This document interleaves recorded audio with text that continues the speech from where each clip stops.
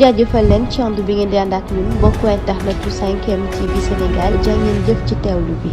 jërë ngeen jëf mbokku internet yu 5M TV Sénégal dal leen jàmm ci seen chaîne bile xibaar yi dañ ci àddu ak plainte bi nga xam ni moom Ngoye Fall daal dina ko yónnee kon photographe bi di Moustapha Ndiaye ginnaaw gi kon le gendarmerie daal di koy teg loxo ginnaaw plainte boobee nga xam ni